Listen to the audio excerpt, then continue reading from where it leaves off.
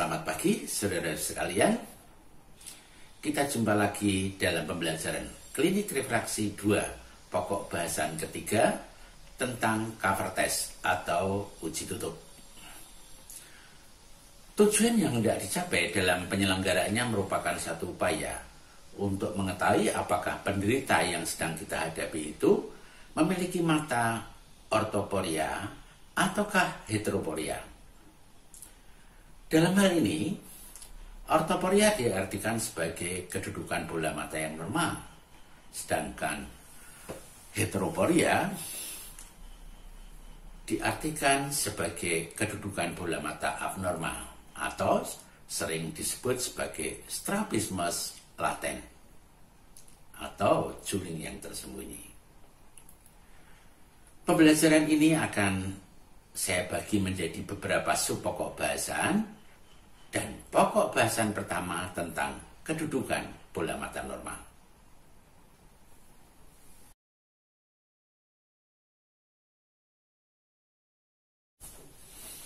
Saudara-saudara sekalian, kedudukan bola mata normal adalah kedudukan bola mata yang dapat memberikan kemungkinan tercapainya penglihatan binokuler yang tunggal dan stereoskopis. Kedudukan bola mata normal itu terbagi atas kedudukan primer dan kedudukan sekunder. Marilah sekarang kita mulai membicarakan tentang kedudukan primer. Kedudukan primer adalah kedudukan bola mata yang dibangun dengan kepala tegak dan pandangan lurus jauh ke depan. Pada kedudukan primer ini, semua otot-otot ekstrinsik bola mata dalam keadaan istirahat. Sehingga seseorang menyebutnya sebagai the position of anatomical rest.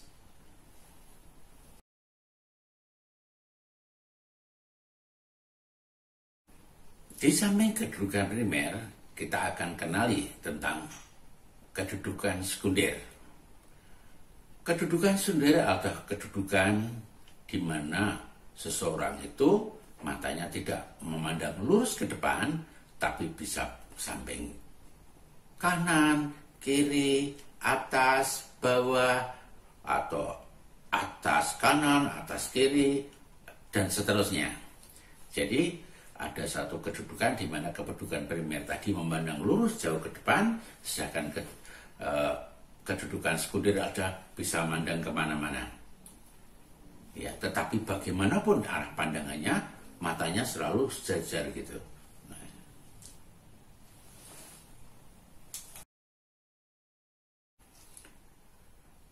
Gerakan bola mata normal. Jadi setiap perubahan kedudukan bola mata akan menimbulkan satu gerakan. Dan gerakan itu terjadi karena beberapa otot ekstrinsik bola mata berkontraksi.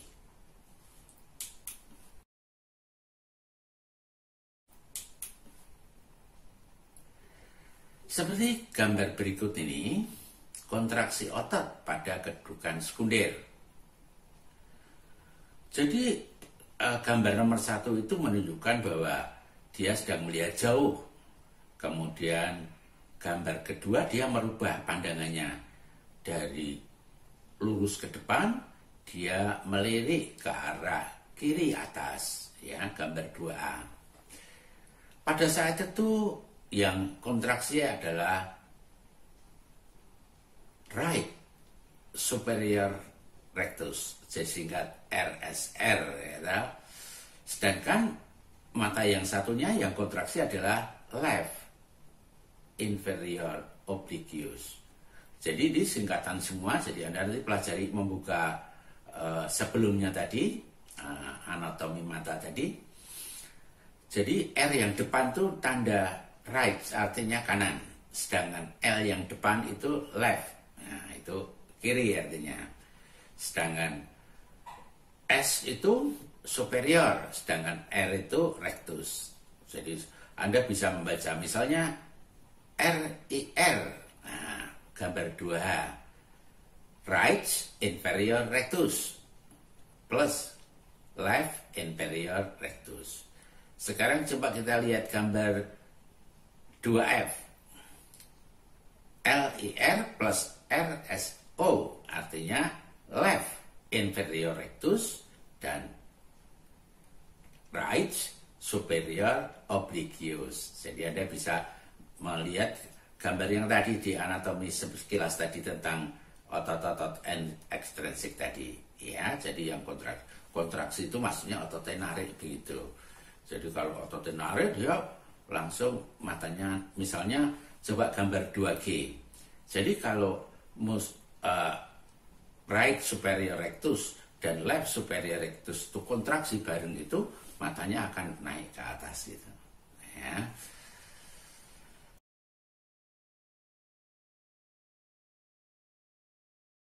Saudara-saudara sekalian, sebagaimana telah disebutkan bahwa setiap perubahan kedudukan bola mata akan menimbulkan satu gerakan, dan gerakan ini terbagi atas versi dan vergen. Versi atau version adalah gerakan bola mata secara serempak pada arah yang sama. Gerakan ini muncul pada saat terjadi perubahan kedudukan bola mata dari kedudukan primer ke kedudukan sekunder. Selanjutnya, versi ini dapat dibedakan menjadi dextroversi dan dextroversion. Itu adalah pada saat dia habis lurus, dia pindah ke arah kiri, ya. Jadi kalau melirik kiri itu istilahnya dextroversi. Sedangkan kalau dia melirik ke arah kanan, yaitu istilahnya levoversi. Jadi kan left dari kata left, kiri.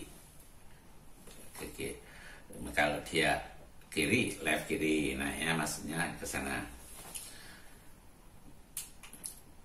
Kemudian supraversi itu bola matanya langsung naik ke atas, ya, supraversi ke atas, dan itu selalu sejajar, nggak ada yang satu miring sana satu lurus, nggak ada, jadi sejajar. Bola mata yang normal seperti itu. Terus adalah infraversi, jadi bola mata habis lihat jauh terus tengok ke bawah, nah itu namanya infraversi. Di samping versi tadi ada lagi namanya vergen atau vergensi. Vergen atau vergensi adalah gerakan kedua bola mata secara serempak pada arah yang berlawanan. Selanjutnya gerakan ini dibedakan menjadi konvergensi dan divergensi. Jadi pada saat orang melihat jauh matanya lurus, tapi pada saat dia melihat dekat matanya konvergensi gitu. Jadi aksis visual dua bola matanya itu bertitik di satu objek. Jadi geraknya berlawanan, satu ke kanan, satu ke kiri. Begitu sehabis dia membaca, melihat dekat, dia matanya melihat jauh, dia membuka. Jadi bergerak berlawanan arah, satu ke kanan, satu ke kiri. Seperti itu yang dimaksud vergen atau vergensi. Jadi konvergensi itu menyatu, divergensi itu membuka lagi, seperti itu. Jadi misalnya sehabis lihat jauh kemudian berubah menjadi melihat dekat, atau sebaliknya dari lihat dekat berubah menjadi lihat jauh.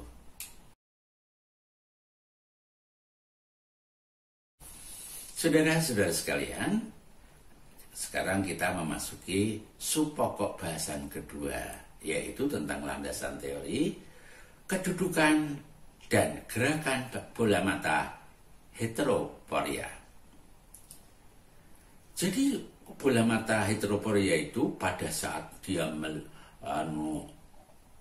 pasif itu matanya tidak melihat satu objek itu, misalnya tidur, misalnya pingsan, misalnya mati, misalnya melamun. Nah, matanya akan juling, ya, juling ke suatu arah, bisa ke kanan, bisa ke kiri, bisa ke atas, bisa ke bawah, ya.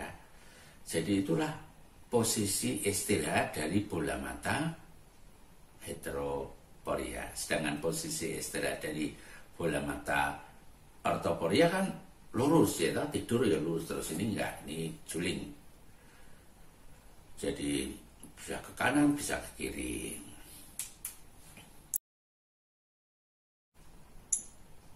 Jadi pada posisi pasif ini dia tidak ada bedanya dengan mata heterotropia, mata yang benar-benar kero.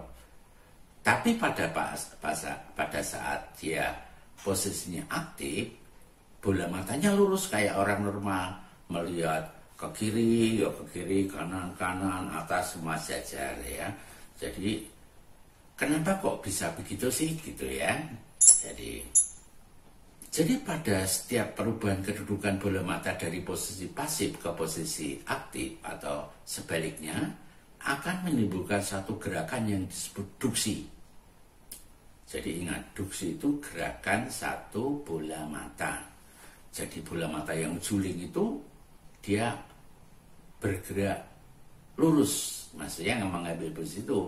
Kalau sampai dia tidak mengambil seperti itu, maksudnya nanti lihat apa menjadi diplopi, ya. Jadi duksi ini adalah sebenarnya bukan keinginan orang itu sendiri, tapi keinginan otak. Jadi duksi adalah gerak refleks yang ditimbulkan oleh rangsangan otak untuk mendapatkan penglihatan binokuler yang tunggal. Jadi di dalam otak itu ada namanya sensori fusi, ada yang namanya sensori motorik. Nah itu yang mengatur gerakan satu bola mata yang kira itu menjadi lurus. Ya. Lah karena waktu posisi aktif ini bola mata yang kira akan diposisikan lurus, maka salah satu atau dua dari otot-otot ekstrinsis bola mata itu selalu berkontraksi, sehingga keluhan penderita pada umumnya adalah perasaan capek atau tidak nyaman pada mata yang orang sebut sebagai astenopia. Jadi astenopia atau rasa capek pada mata itu ungkapan adanya rasa capek di muscle balandia atau ekstensor yang selalu kontraksi agar kedua mata itu selalu melihat jauh sejajar. Nah, ya. Yang kira tadi, yang satunya enggak. Satunya kan matanya tetap lurus. Gitu. Jadi pada hakikatnya heteropora itu merupakan penyimpangan sumbu penglihatan yang tersembunyi oleh karena adanya refleks fusi. Sehingga banyak orang menyebut heteroporia ini sebagai strabismus laten atau juling yang tersembunyi.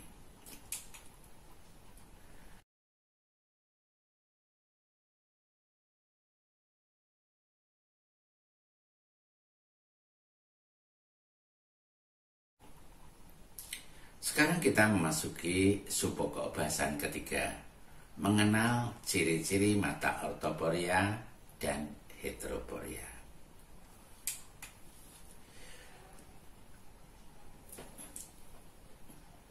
Jadi ini adalah mata ortoporia normal. Jadi gambar satu itu pasien ini suruh melihat satu objek. Coba lihat ini, gitu ya, apa jari boleh, jari atau lihat jauh sana atau lihat jari boleh. Kemudian setelah pasien melihat jari, matanya ditutup di gambar 2 itu. Meskipun matanya ditutup, ini gambarnya transparan supaya Anda bisa lihat bahwa ini tadi ditutup ya, tapi semuanya aslinya nggak transparan. Tutup pakai tangan gitu kan nggak transparan ya misalnya. Jadi dia ditutup, kemudian tutupnya dibuka, gambar 3 itu. Jadi ketika tidak ditutup gambar 1, terus kemudian gambar 2 ditutup, gambar 3 dibuka, bola matanya tetap lurus saja. Ciri-ciri orang ortoporia. Jadi matanya tidak kero kemana-mana, meskipun ditutup ya lurus saja. Tetapi berbeda dengan mata ortoporia, heteroporia ya. Coba perhatikan ini mata heteroporia. Gambar 1, wah, kedudukannya kayak kedudukan primer mata orang normal ya. Tetapi ketika matanya, salah satu matanya ditutup seperti gambar 2, matanya itu akan juling ke suatu arah, bisa kanan, bisa kiri, tergantung hidroporia ya. Ketika tutupnya dibuka, matanya lurus lagi. Nah, karena dia itu waktu ditutup julingnya ke arah nasal, hidung, ke dalam, maka diklasifikasikan sebagai esoporia. Ya. Kemudian contoh lain, gambaran dari heteroporia berikut ini. Nah, ini adalah penderita heteroporia juga ya. Jadi ketika matanya suruh melihat satu objek, coba lihat jari saya gitu ya. Kemudian gambar 2 itu waktu dia melihat jari kita tutup. Ternyata matanya juling keluar. Tapi ketika tutupnya dibuka, dia kembali lurus melihat jari kita. Nah, jadi ini ciri-ciri heteroporia. Jika itu julingnya keluar waktu ditutup, diklasifikasikan sebagai exoporia. Berikut ini adalah mata heteroporia juga. Coba lihat gambar 1. Wah, coba lihat mata saya, dia lurus. Kemudian pemeriksa menutup matanya. Matanya malah juling ke bawah, ya, malah turun ke bawah. Tapi waktu tutupnya dibuka, dia lurus lagi. Nah, karena dia waktu ditutup itu julingnya ke bawah, maka diklasifikasikan sebagai hipoporia. Hipo itu turun, maksudnya turun ke bawah ya. Contoh berikutnya adalah masih heteroporia. Ketika disuruh melihat objek, gambar 1, dia lurus matanya. Ketika dia disuruh melihat ketika matanya ditutup, matanya juling ke atas. Nah, ketika tutupnya dibuka, lurus lagi. Ini juga tanda-tanda heteroporia, karena julingnya ke atas waktu ditutup, diklasifikasikan sebagai hiperporia. Oke, sekarang ada diskusi nih ya.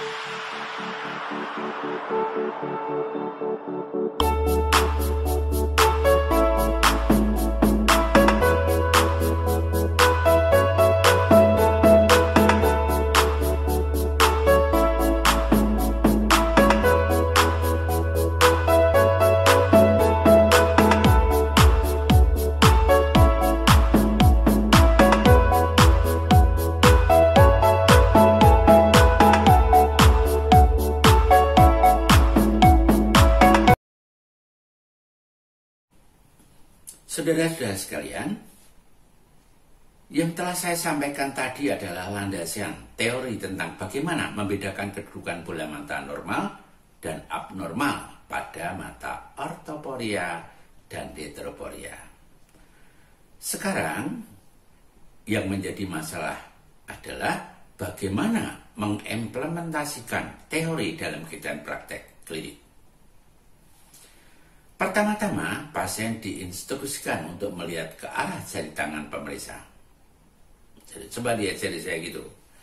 Kemudian pemeriksa menutup salah satu mata pasien dengan telapak tangannya atau alat bantu penutup lainnya. Jadi, coba lihat jari saya, kemudian matanya ditutup gitu. Atau Anda dapat menggunakan ini. Nah, ini pedometer yang ada bisa untuk menutup mata pasien sebagai cover, untuk cover test itu. Nih. Modelnya gini nih, ya. Saya coba tutup gitu kan, bisa nutup gitu ya. Gitu, saya nutup gitu, ya. Selanjutnya, secara tiba-tiba pemeriksa membuka penutupnya, ya. Dalam hal ini yang perlu diamati adalah ada tidaknya duksi gerakan satu mata tadi. Kalau tadinya waktu ditutup dia melihat ke sana, kan kita nggak tahu kan ditutup mata gitu ya. Tapi waktu dibuka kan dia akan kembali ke posisi normal terus gitu lah. Itu yang Anda amati. Ya. Saudara-saudara sekalian, jangan kemana-mana. Coba perhatikan video berikut ini dan Anda praktekkan dengan adik, kakak, atau anggota keluarga lainnya di rumah, ya. Selamat mencoba dan sampai jumpa lagi pada pokok bahasan berikutnya. Jangan lupa berolahraga, jaga kesehatan Anda, dan ikuti protokol kesehatan. Sampai jumpa lagi.